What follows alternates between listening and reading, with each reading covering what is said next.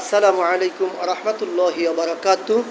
সম্মানিত দর্শক শ্রোতাবৃন্দ, যারা এই মুহূর্তে আমার ইউটিউব চ্যানেল তথা হ্যাশ টেলিভিশন চ্যানেল থেকে ভিডিওটা দেখছেন, আপনারা দেখতে পাচ্ছেন আমার প্রিয় কিছু ছোট্ট সোনামণিরা বেশ 20 দিন, রমজান মাসে 20 দিন তারা হ্যান্ডরাইটিংয়ের উপরে প্র্যাকটিস করেছিল।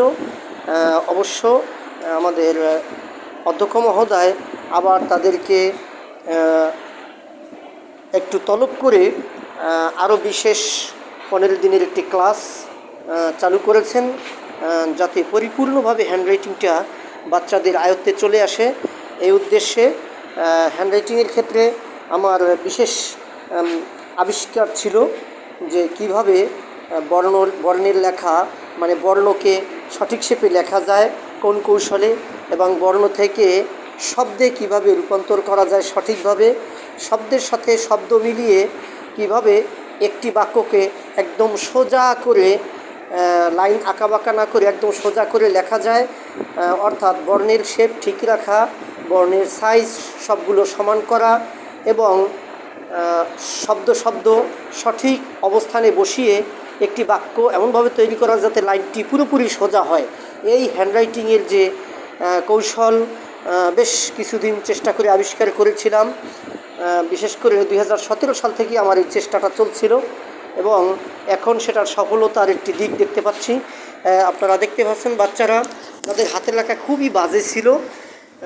এই কোর্সটি চালু করে আমরা যখন রমজানে 20 দিন তাদেরকে ক্লাস দিয়েছিলাম, সেই 20 দিনের ক্লাসে তাদের হাতের লেখায় ব্যাপক পরিবর্তন চলে এসেছে এবং এর নমুনা আপনাদের সামনে আমরা এখনই ছোট্ট আকারে দেখাচ্ছি ভিডিওতে। আপনারা দেখুন, দেখতে পাচ্ছেন নিঃসন্দেহে এখানে আমাদের প্রিয় ছোট্ট সোনামণি মার্জিয়া সামিহা, তার বাংলা হাতের লেখা। আপনারা নিঃসন্দেহে দেখে মুগ্ধ হবেন আমি আশা করি, এবং আমাদের এই ছোট্ট সোনামণিদের জন্য তাদের সুন্দর ভবিষ্যৎ এর জন্য আপনারা দোয়াও করবেন। পাশাপাশি দেখুন আপনারা হাতের লেখা, তার হাতের লেখার কাজ চলছে, লেখাটা কী রকম দেখাচ্ছে আপনারা কমেন্টে জানাবেন আশা করি। এবার এরকম আরও কিছু স্টুডেন্টদের হাতের লেখা দেখাচ্ছি আমরা, যাদের হাতের লেখা ইতিপূর্বে যথেষ্ট মানে দেখারই অযোগ্য ছিল এমন বলা চলে, খারাপ অবস্থা ছিল। সেই নাজুক অবস্থা থেকে তাদের এই পরিবর্তন মহান আল্লাহ পাক রব্বুল আলামিনের ইচ্ছায় ঘটেছে। আমরা আপনাদেরকে তারই কিছু একটা অংশ দেখাচ্ছি। ভিডিওটা আপনাদের কাছে কতটা স্পষ্ট হবে বুঝতে পারছি না, এই মুহূর্তে আমার মোবাইল ফোনটা একটু সমস্যা, যে কারণে আপনাদের কাছে 100% ক্লিয়ার ভিডিওটা দিতে পারছি না। তবে যেটুকু দিচ্ছি আশা করি তাতে আপনারা ভালো ভিডিও পাবেন, তাতেই লেখাটা স্পষ্ট দেখা যাবে। আমাদের ছোট সোনামণিদের হাতের লেখাগুলো দেখে নিন। শাফিন আবদুল্লাহ ভুইয়া, যার খাতা হাতের লেখা দেখতে খুবই বিরক্ত হতাম আমরা একটা সময়, কিন্তু সেও চেষ্টা করছে, তার ভেতরেও জেদ আছে ব্যাপক।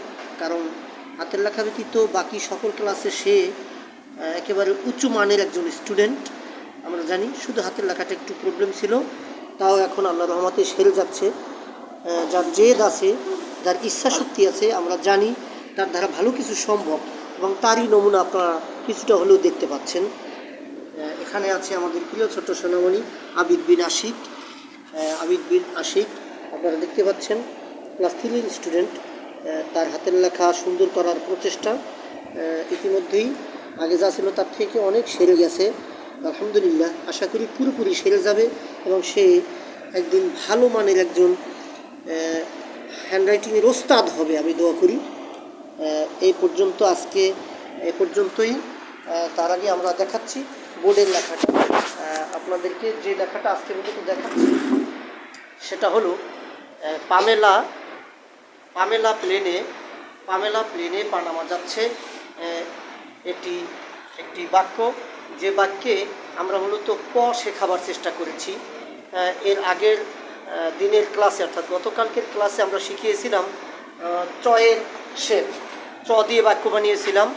এই চা চড়াতে চায় না চাচি, চচ্চড়ি চুলায়, বরিশালের ভাষায় নকুল কুমার বিশ্বাসের একটি গান, জনপ্রিয় গান, ওই গানের একটা লাইন দিয়েছিলাম, চা চড়াতে চায় না চাচি চচ্চড়ি চুলায়। আমার উদ্দেশ্য ছিল গান নয়, আমার উদ্দেশ্যটা ছিল তাদেরকে চয়ের শেপটা শেখানো, বারবার চ লিখিয়ে। আজকে একই উদ্দেশ্য পূরণ করতে গিয়ে বিশেষ করে প এর শেপটা আমাদের বাচ্চাদের অনেকেরই ভালো মতো, অনেকেরই হয় না, শুধু আমাদের ছোট শিশুদের না, বড়দেরও অনেকেই সমস্যা আছে। আজকে প শেখাবার জন্যই মূলত এই বাক্যটা দিয়েছি, পানামা প্লেনে, পামেলা প্লেনে পানামা যাচ্ছে।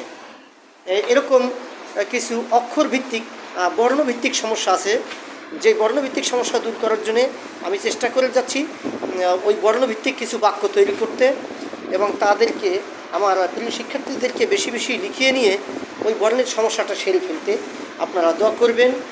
আজকে মহান রব্বুল আলামিনের অপার কৃপা এবং আপনাদের অশেষ দোয়া ও ভালোবাসা কামনায় আজকে এ পর্যন্তই শেষ করছি। আমা তৌফিক ইল্লা বিল্লাহ। আসসালামু আলাইকুম ওয়া রাহমাতুল্লাহি ওয়া বারাকাতুহু।